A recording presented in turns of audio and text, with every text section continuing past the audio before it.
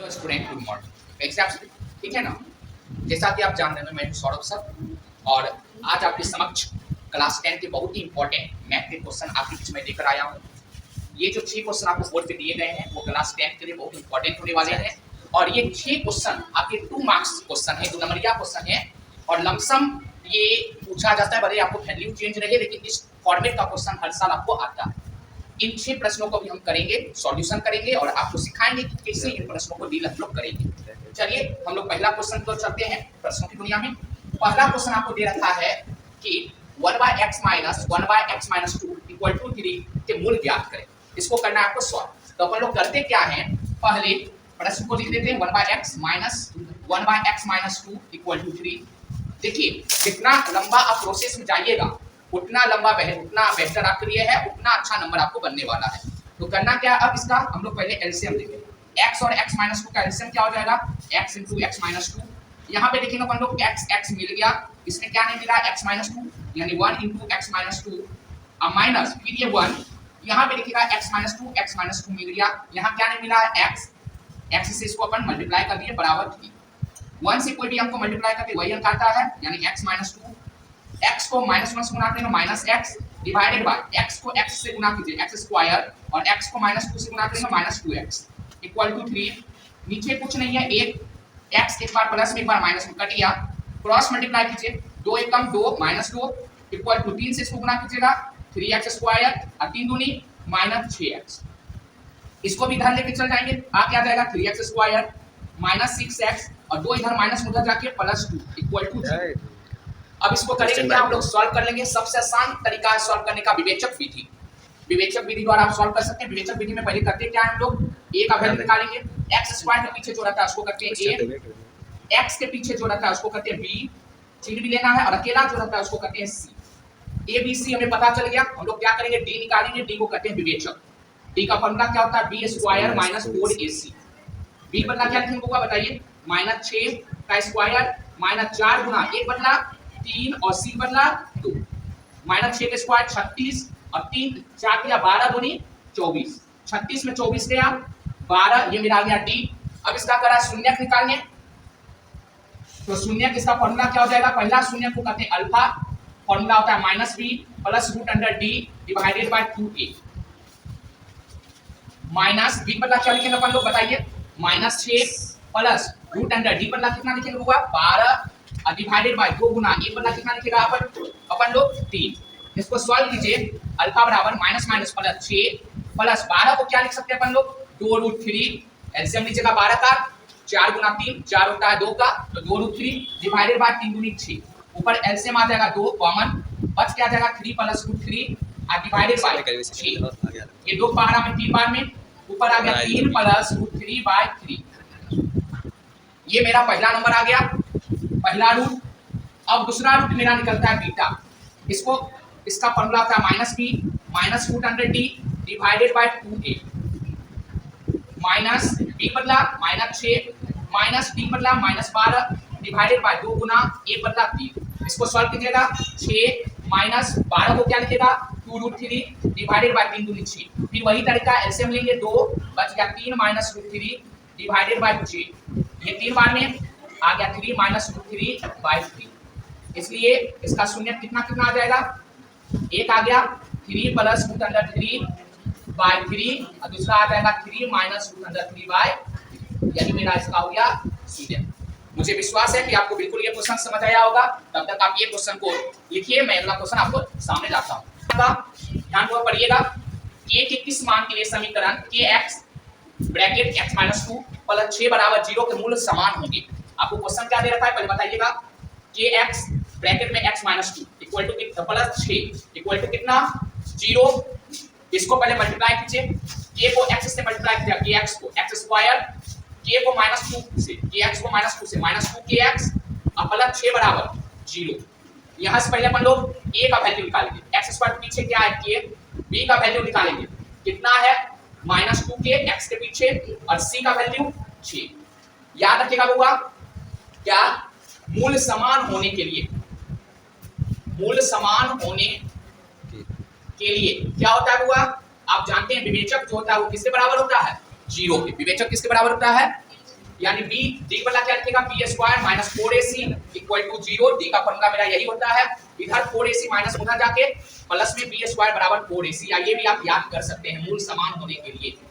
B बदला value रखते हैं माइनस 2k का स्क्वायर बराबर 4 गुना 1 बदला k और c बदला 6। इसका सॉल्व कीजिएगा 4k स्क्वायर बराबर इधर आ गया 24k। यहां बताइए ये इधर माइनस इधर आके इधर प्लस इधर आके minus 4k square minus 24k बराबर 0। कॉमन क्या आ जाएगा एक 4k बच क्या आ जाएगा k माइनस 6 इक्वल टू 0। एक 4k बराबर 0 आ गया, एक k माइनस 6 बराबर 0 आ गया। एक k का वैल्यू 0 और दूसरा k का वैल्यू 6। क्या k का वैल्यू 0 संभव हो सकता है? अगर 0 आप रखिएगा तो इसको हल ही नहीं होगा, क्योंकि k बराबर 0 संभव नहीं है, संभव नहीं है। इसलिए k का वैल्यू कितना हो जाएगा अपन लोग का 6। कोई दिक्कत है इस प्रश्न में? चलिए अब अगला क्वेश्चन हम लोग चलते हैं, हुआ 3 नंबर। 3 नंबर क्वेश्चन आपको दे रखा है किसी भिन्न के अंश में एक जोड़ने पर। पहले याद रखेगा जैसे भिन्न आती है बात, भिन्न में दो चीज आता है, एक आता है अंश, एक आता है हर। तो क्या करेंगे, माना कि भिन्न का अंश, भिन्न का अंश क्या मान लेते हैं अपन लोग अपने मन से, इसको x, अंश को मान लिए x और हर को क्या मान लेते हैं y। तो भिन्न का फॉर्मूला क्या होता है आप जानते हैं, अंश बटा हर, अंश बटा हर। अंश कितना माने थे x और हर कितना माने थे y, इसको समीकरण मान लेते हैं एक। अब बताइएगा क्या करा है पहला लैंग्वेज कि अगर भिन्न के अंश में एक जोड़े, अंश ऊपर अगर अंश में एक जोड़े और अगर हर को ऐसे ही रहने दे तो मेरा जो भिन्न आता है वो कितना आता है 1/2। अब इसको क्रॉस मल्टीप्लाई कर लीजिए, 2 से x को 2x और 2 का 2 बराबर y। बताइएगा यहां से y को भी इधर लेके चलाते हैं, 2x माइनस y बराबर 2 इधर प्लस इधर जाके माइनस, इसको इक्वेशन 2 मान लेते हैं।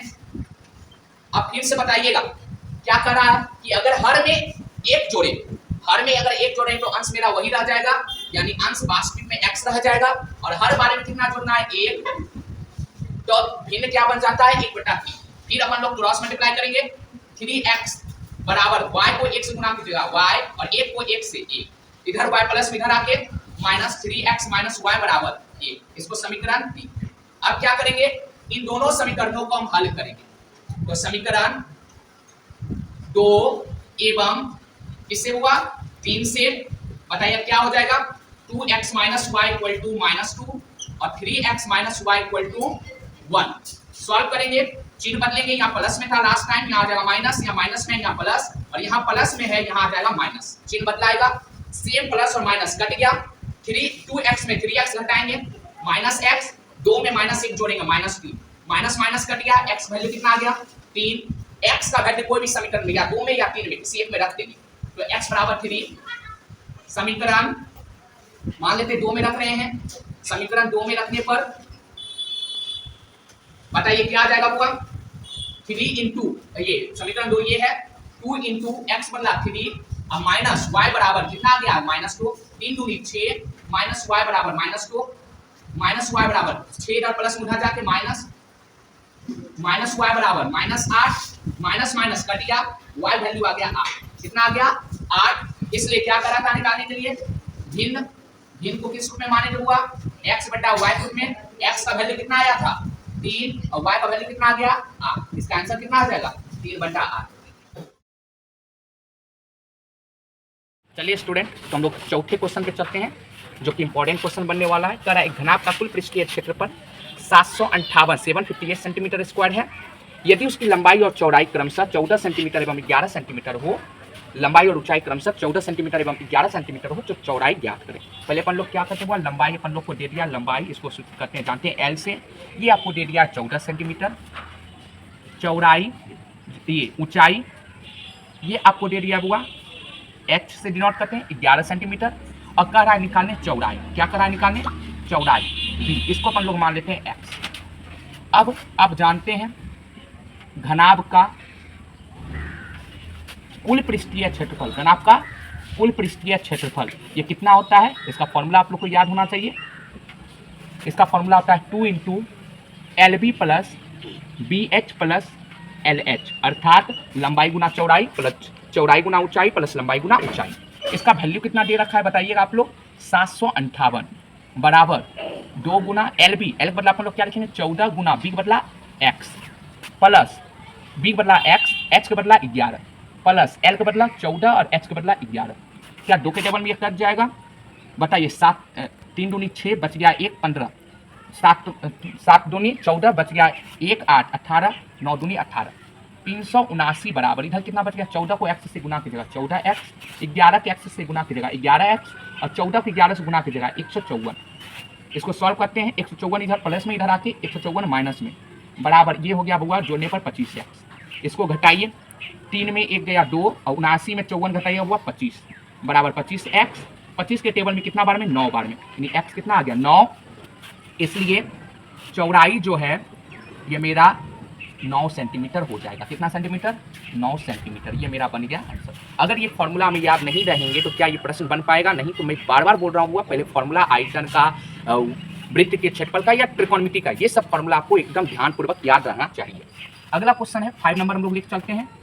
5 नंबर एकदम आसान क्वेश्चन है, समांतर श्रेणी दे रखा है, उसका कर रहा है 10 पदों का योग निकालने के लिए। आप जानते हैं समांतर श्रेणी का जो पहला टर्म होता है, पहला पद होता है, उसको ए से सूचित करते हैं, ए का वैल्यू हो गया 9। अगला निकालते हैं डी, जिसको अपन लोग करते हैं सार्व अंतर। क्या होता है, तो सेकेंड टर्म में फर्स्ट टर्म घटाते हैं, मतलब 17 माइनस 9 और 17 में 9 घटाइए कितना आ जाएगा 8। कितने पद के योगफल निकालने हैं, 10 पद के, यानी n आ गया 10। आप जानते हैं n पदों का योग, n पदों का योग कितना होता है बुआ, फॉर्मूला Sn बराबर n/2 गुना 2a plus n-1 into D. ये मेरा होता है n पदों का योग। कितना पद का योग कर रहा है निकालने, 10 पद का। S10 बराबर n बदला अपन लोग क्या लिखेंगे 10/2 गुना 2 गुना 1 बदला क्या लिखेंगे बुआ 9 प्लस n बदला 10 माइनस 1 गुना डी बदला कितना लिखेंगे 8। इसको अपन लोग सॉल्व कर लेंगे, 10 को 2 से भाग देंगे 5 गुना 9 दूनी 18 प्लस 10 में गया 9 गुना 8, 5 गुना 18 और 9 थी 72। इसको जोड़ लीजिएगा 5 गुना 90 और ये हो गया 450। यही हो गया S10 10 पदों का योग। कोई दिक्कत है ये, अगर ये फॉर्मूला n पदों का योग का अगर नहीं याद है तो क्या बन पाएगा, नहीं बन पाएगा। तो पहले आप फॉर्मूला याद कीजिए आप सभी।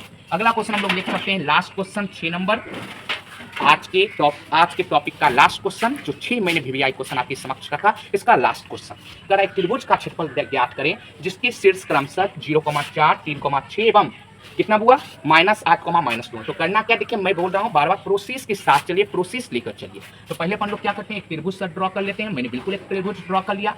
पहला का नाम ले लिया ए, दूसरा बी, तीसरा सी। ए का बिंदु जो है, पहला बिंदु ए को मान लेते हैं 0,4, दूसरा बिंदु बी को मान लेते हैं 3,6 और तीसरा बिंदु सी को मान लेते हैं -8, -2। क्या लिखेंगे, माना कि बिंदु ए का नियामक, बिंदु ए का नियामक क्या मान लेते बुआ, बिंदु ए का नियामक 0,4, बिंदु बी का नियामक क्या मान लेते हैं 3,6 और बिंदु सी का नियामक क्या मान लेते बुआ -8, -2। क्वेश्चन में यही दे रखा है -8, -2। अब यहां से हम लोग x1 x2 x3 और y1 y2 और y3 का वैल्यू निकालेंगे। x1 पहला वाला वैल्यू, x वाला भाग में 0, x2 3, x3 -8, y1 4, y2 6, y3 -2। अब क्या करते हैं अपन लोग, इस फॉर्मूला में रखते हैं। इसलिए त्रिभुज ABC का क्षेत्रफल, चूंकि ABC हम लोगों ने माना है, क्या होता है फॉर्मूला, कोई बच्चे बताइएगा त्रिभुज ABC का फॉर्मूला क्या होता है।